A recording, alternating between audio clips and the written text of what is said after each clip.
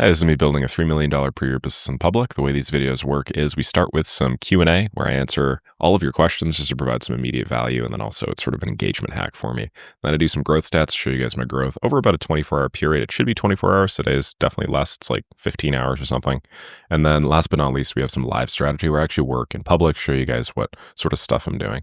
This is my main channel, 103,000 subs. And then this is my daily updates channel, about 5,000. And I basically just go through my comments, scroll all the way down to the bottom, and then start. So that is what we are going to be doing. And I realize now that I actually answered all of the questions about the meaning of life from Ben. So sorry, my brother, I'm going to heart that. If you guys want to see my super deep answers to his questions, check out yesterday's video. All right, so Jebam Aga Montana says, Yo, Nick, first off, I want to say thank you. Thank you, my man.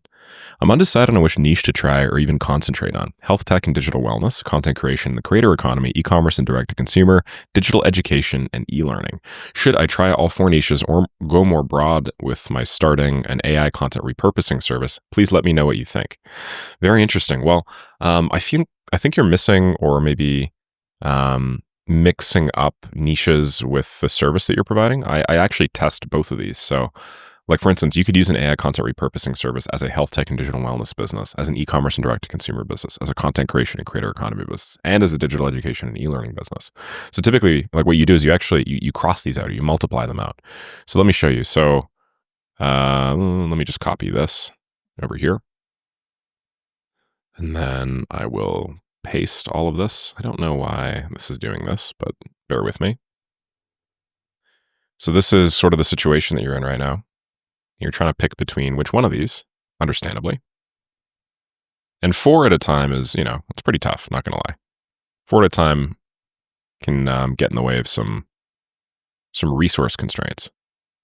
But then you have the actual service that you're doing here, okay? So this is your situation. Let me just delete that little button. And then this is the service. And then if I go over here, basically write niche, then I'll do service. Or at least this is the way that I see things. Some people might disagree on the definition of all of these. Okay, so this is this is our AI content repurposing service. So let's say in addition to this, you had another service. Let's do cold email lead generation service. Here's how I do things. I'd actually cross them. Cross just means you'd multiply all of these out. So I would try this. And that would be one test of this service on all these niches. And then I would also try this. So what do you get when you multiply 2 potential services times 4 potential niches? Well, obviously you end up with like 8 actual tests, right? And usually you test these across a couple of different lead generation methods. Like you might try this on cold DMs, for instance. You might also try this on cold email. These are different, right? Hell, I don't know. Maybe you're crazy and you somehow know how to make ads work. Well, then if you think about it, what are you doing? You have 8 service times niches, and then you have 3 outreach methods. So if you want to get the total number of tests that you can run, it's 8 times 3, which is now equal to 24.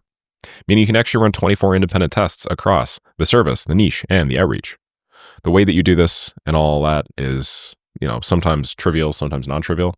If you're running like a cold email campaign, it's usually pretty easy because then you can just pump in these services and niches into different campaigns. And then you usually have the niche in one campaign, and then you have like the service as a split test in your first outbound step in the sequence. But, if you're doing cold DMs with an automated tool, then some of them have built-in functionality for that. If you're doing cold DMs manually, then you kind of have to like manually do all the stuff, which is a pain in the ass, but obviously it's a trade-off between time and money, right? But yeah, that's actually how to treat it. So in terms of which ones to pick, I usually focus on ones that are digital and then high ticket, and then lower on the regulation side of things. So the reason why is because I just don't like, friction or barriers to my clients saying yes. I don't want there to be additional steps before the hey Nick, please take my money. So what am I seeing here? Health tech. This is sort of regulated personally. This is probably the most regulated out of all of this.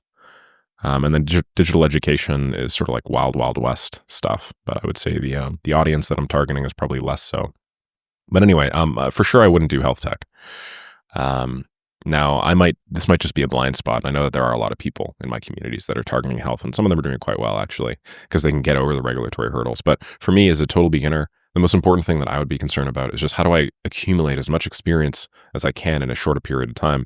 And dealing with regulatory constraints and all that BS is definitely not the straightest line path. So, content creation, the creator economy. If we just if we just make a long story short here, you've written this in sort of like an interesting way. Content creation. I mean, everybody creates content, right? So, what am I actually trying to go after? Creators. Okay, so creators on what? Like on YouTube or something like that. And then maybe I'll just have some sort of thing like over 10K subs. So maybe this is one of my audiences, e-commerce and direct to consumer. So maybe, yeah, this is fine. That's a good niche. Digital education and e-learning. Yeah, like e-learning companies. Yeah. So probably what I do is I get rid of this and then I'd create an additional thing and then I just cross them. And so instead of what we have here in our example of 8, we do 2 times 3, which would be 6.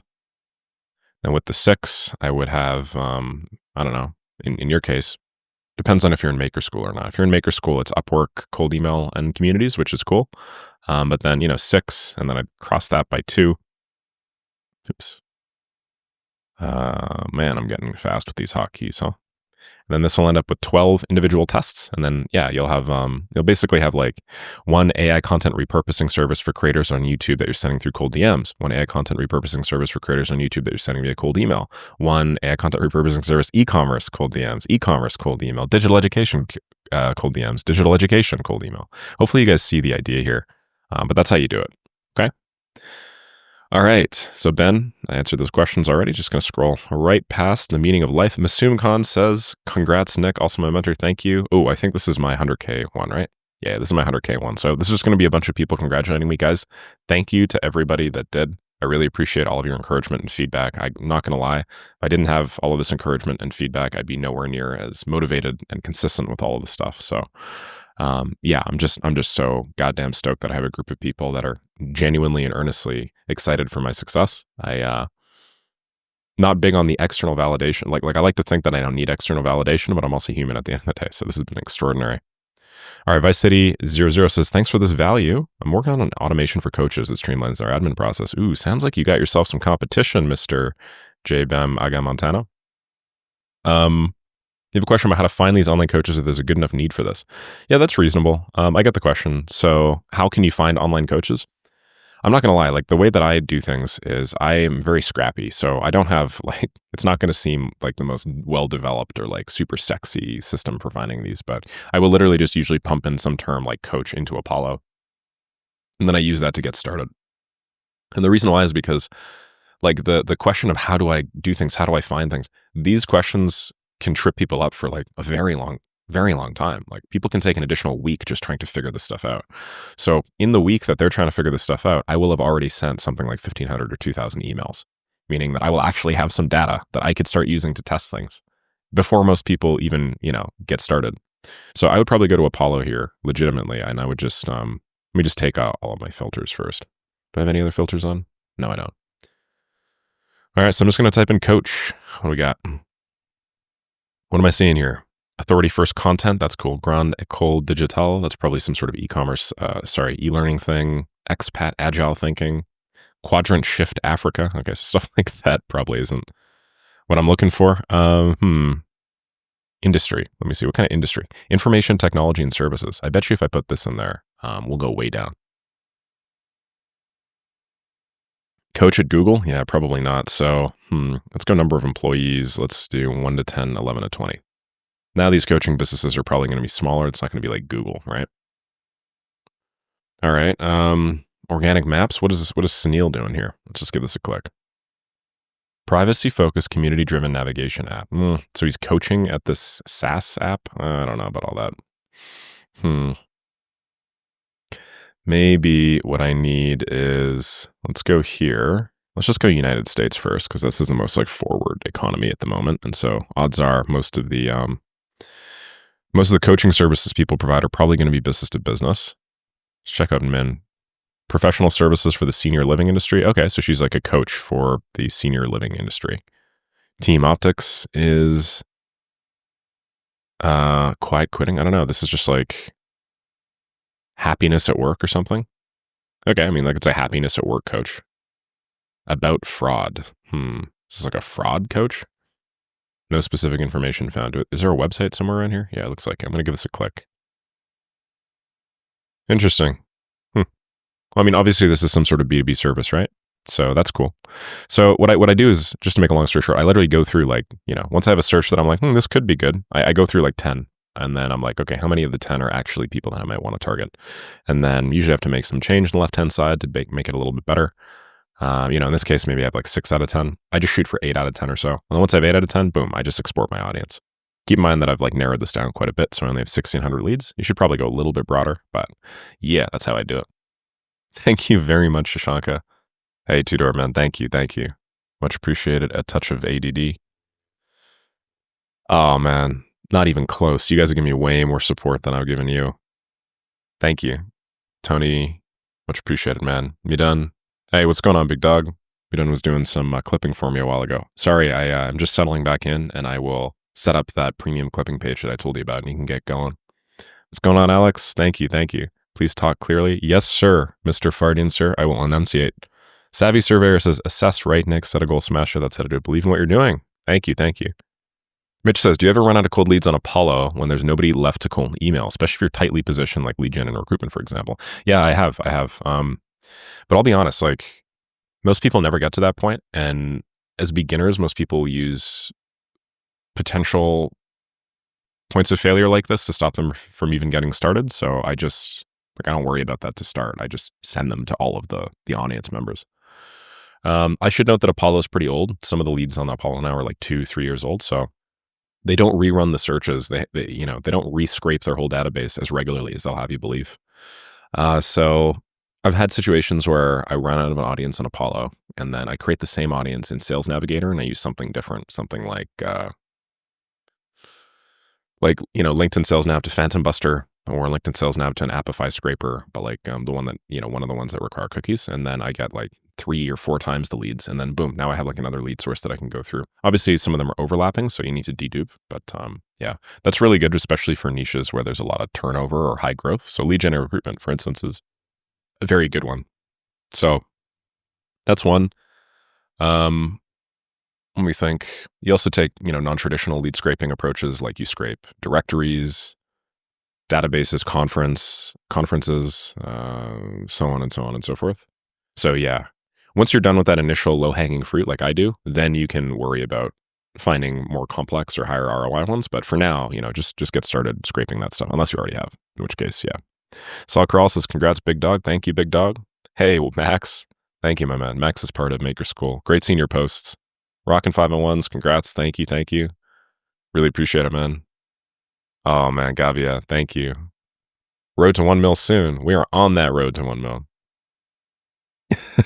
Yet another comment about so much insane value, bro, on God. P.S. Congrats on 5K. How does it feel to hit mid 4 figs for the first time ever? Fantastic. It's incredible.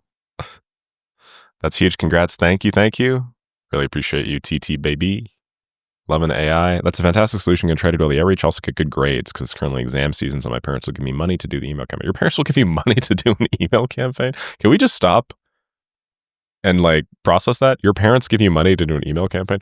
Man, imagine if like I used to get an allowance of I think it was $5 a week for throwing out the garbage. And I would take my $5 and I would walk down to the local local convenience store. And the convenience store had candies for 5 cents a candy. And I would spend all of my $5 on the 5 cents per candy. I would buy 100 candies for 5 cents each. And at the end of it, I'd have a bunch of these double bubble things in my pockets that would melt because it was usually a hot summer day or whatever. I'd have like mouths full of sour keys and it'd be terrible. This man here is talking about spending his allowance money on cold email campaigns. Ladies and gentlemen, we've come a long way. Listen, you keep me posted. Let me know how that goes. All right, let's do, what do we got? One more? Anas Ahmed says, congrats on hitting the milestone. I've been following you since August 2024. Hey, that's awesome. Thank you, man. One of the OGs. I had a meeting with an interesting lead last month. I showed them my content system, followed up with them after the call, and even sent Loom videos. I'm just going to drink my extraordinarily scary Starbucks double shot espresso energy coffee thing while I read this.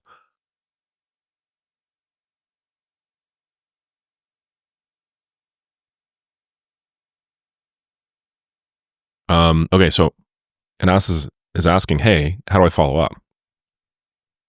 Well, there's kind of a couple different follow-ups. Like you should My recommendation for you, one thing I don't talk about is you should be following up like every couple of days. I don't actually recommend following up every day or every few hours like a lot of people do because I just find that like being super aggressive nowadays is off-putting because this is what everybody does. So you actually stand out a bit by giving people a little bit of room to breathe. So I do like every 48 hours or so. That's what my follow-up cadence looks like. So in your case, you've actually got all the way from the beginning of the pitch, all the way through a meeting. Then you sent them Loom videos on it. But it doesn't look like you sent them a proposal, did you? So my recommendation for you is a Loom video isn't enough. You got to send them a proposal, which is like a written document or something that they can sign. They can feel as if there's like some transformation between the before they signed and then after. Before, they're like a lead. There's somebody that's courting multiple vendors. After, they've like locked in to work with you. They've signed the proposal. What does it really mean? Nothing. They can still totally just disappear on you after they sign a proposal. But and you know, they could pay you money and disappear as well. But that's like a defined transformation event. Doesn't seem like you have one. So that's probably like, you know, how I would change my business moving forward. I would have some defined transformation event. The benefit with that too is you get to use that as a trigger for like any automation later on, right? You could say, oh, when I receive payment or when they sign the proposal, I do insert a bunch of other stuff here. Add them to some follow-up campaign if they haven't paid within X days, that sort of stuff. All right. Now, in terms of how to do specifically this, so I'll follow up with her this week. What should I say?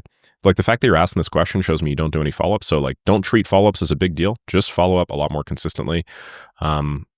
I send pretty boring follow-ups, honestly. The way I see it is sending a follow-up is most of the battle. Once you send the follow-up, once you get in the habit of consistently sending follow-ups, that's the 80-20. Then you can worry about squeezing some extra juice out of it. You can squeeze extra juice out of it by adding things to the business, adding things, adding additional value, doing some more things for free for them. You know, getting industry relevant news and using that as supposed justification for why you're following up. But yeah, a lot of the time I literally just say, hey, Pete, just checking in on the proposal. Let me know if you have any questions. Thanks, Nick. You know, hey, just wanted to make sure you had a chance to look at this proposal. Panadoc tells me that you haven't yet. So just wanted to put this to the top of your inbox. Hey, Pete, you know, just juggling a couple of proposals right now. Wanted to make sure you at least had the chance to take a look at this before I agree to work with somebody else. Something along those lines. So, you know, I do that. You definitely don't want to get in the habit of like changing the scope. So when I say add value, I mean like, yeah, just like add value in other things. Hey, you know, another thing that I just found out was X, Y, and Z. You know, after we're done with this project, it would be really cool. Or you know, I see a lot of people right now, or my other clients, or I have a client in XYZ industry that's doing something really similar, that he's making all this money. Here's what that roadmap looks like. Just wanted to put that in front of you while I remembered or something.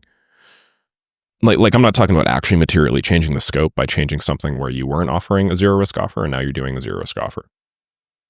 All right. Michael Ruby says, congrats on the 100K. Thank you. If you consider using lapel mics while you're traveling, not sure how much that would affect your audio, but your hand would appreciate it. Yeah, I have not. Thank you, Michael. I have not. No, that would actually help quite a bit now that I'm thinking about it.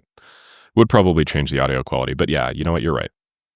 One thing that I realized here when I was in San Fran last week was I don't really have an optimized travel setup. It's kind of annoying, actually.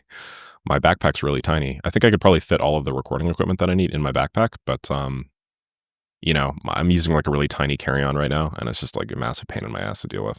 Actually, that's a really good actionable item that I could do right now. I'm just going to add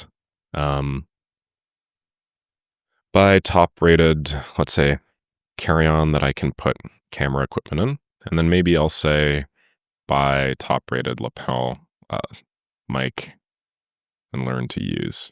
There you go. For travel. So actually, that's a great idea, Michael. Thank you. I appreciate that because the mic was a massive pain in my ass for sure. Okay. Let's call it there for the questions. Let's now do some brand stats. Now, I did just record my previous daily update like 12 or 13 hours ago, so I'm not expecting any massive bump in any of these numbers. Let's go to my analytics on both of these. This one is 103,396. Wow, we are blowing up right now. What's going on? Every time I check that, it's like 20 more. This is 5,101. Oops. Cool.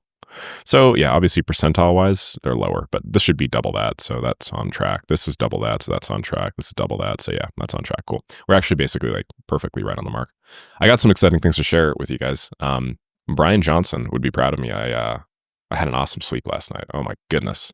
After not sleeping well for like a week and sleeping well tonight or last night, I'm freaking on top of the world right now. Crazy. I probably don't look it because I did just wake up, roll out of bed, and be like, I should probably record my daily updates video. But yeah, oh man, I am ready to crush today. Today's going to be an incredible day. Whew. As you guys saw, I have a bunch of tabs open up at the top here, fewer than yesterday. And that's just a bunch of outstanding Maker School comments from, May the 11th. So I'm going to bang through all of the Maker School management for May the 11th, add as much value as I can to everybody in the community, record a bunch of Loom videos and roasts. Then I'm going to do that for today because Lord knows there've probably been a fair number of new posts in the last like 16 hours. So I'm going to get ahead of that. Then I'm going to record more than one YouTube video today, so that my editor finally has a queue and he doesn't have to wait for me to like finish at like freaking 9 p.m. like I've been doing up until now, which has resulted in some late postings. And then I'm just going to try and queue up 2 every single day from then on. And then I think I'm going to be able to make some sizable progress on the program, which I'm putting together, 25K per month agency, because man, have I been dragging my feet on that, and I want to get all that stuff sorted. And then I'm going to work out a schedule for the Maker School weekly calls. And then I got a couple of client calls because I pushed them off when I was in San Francisco. So it's going to be a packed day for sure. But I got to say, I'm super excited to be back, super excited to be in one place, super excited to like have the energy and the wherewithal to tackle that. And then also just have like, to be honest, my own space again, where it's just me and I can like take a deep breath in, take a deep breath out. I can, pick my nose and have nobody judge me for it. Yeah, it's going to be awesome. Super stoked. So just thought I'd let you guys know that's where I'm at today.